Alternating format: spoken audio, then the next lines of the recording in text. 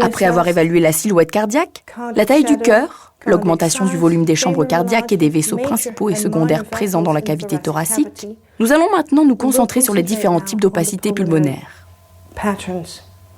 Elles sont très utiles pour établir un diagnostic différentiel et distinguer les pathologies cardiaques et respiratoires. Une opacité pulmonaire normale est une image où nous pouvons bien voir le contour des vaisseaux sanguins. Les opacités d'aspect pathologique sont les opacités de type bronchique, alvéolaire, tissulaire, les foyers minéralisés à l'intérieur de la cavité thoracique et les opacifications de type interstitiel. Nous devons toutefois être vigilants et éviter la surinterprétation des opacités interstitielles,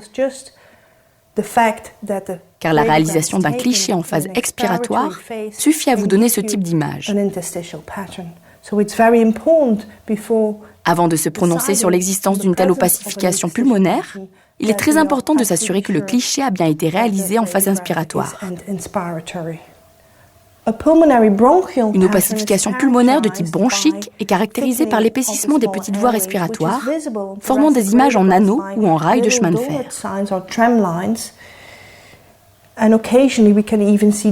Parfois, nous pouvons voir une dilatation des grosses bronches, c'est la bronchiectasie. Ce type d'image indique le plus souvent une affection bronchique, telle qu'une bronchite chronique, des infiltrations éosinophiliques bronchiques ou du parenchyme pulmonaire, ainsi que d'autres affections respiratoires. Elle n'est pas caractéristique d'un trouble cardiaque.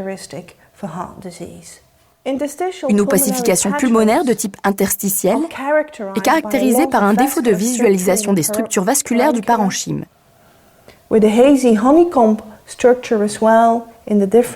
Avec des images en nid d'abeille dans les différents lobes pulmonaires.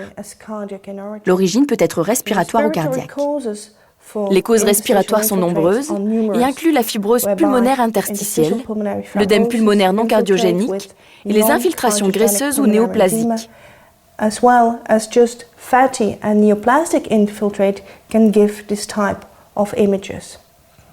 However, if we have to deal with interstitial En revanche, si les infiltrations résultent d'une insuffisance cardiaque congestive gauche, on les retrouvera alors principalement en région périhilaire et lorsqu'elles s'étendent au reste des lobes pulmonaires, vous observerez le plus souvent une opacification de type alvéolaire.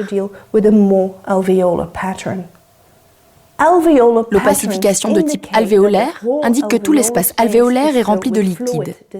Ce liquide peut être un œdème, cardiogénique ou non cardiogénique, mais aussi du pus ou du sang, comme dans le cas d'une hémorragie intrapulmonaire ou d'une pneumonie par fausse déglutition. Une opacification de type alvéolaire est caractérisée par la disparition totale du contour des structures vasculaires et la mise en évidence d'un bronchogramme aérien dans le parenchyme pulmonaire. La toux est probablement le principal symptôme chez nos patients cardiaques souffrant de maladies valvulaires mitrales et elle sera aussi un symptôme occasionnel chez les chiens de grande taille présentant une cardiomyopathie dilatée.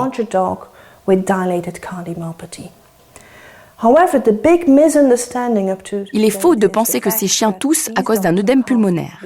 Ce sera le cas pour certains d'entre eux, surtout les chiens de grande taille, mais la plupart, principalement les petits chiens, toussent parce que la dilatation de l'atrium gauche provoque une compression de la bronche souche gauche, et c'est cette compression mécanique qui déclenche la toux.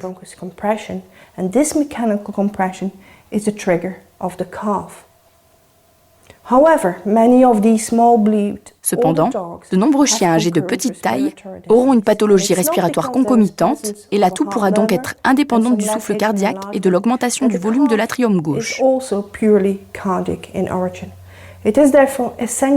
Il est donc essentiel de réaliser des clichés thoraciques chez un chien tousseur afin de vérifier si la toux est d'origine cardiaque, respiratoire ou le plus souvent un peu des deux.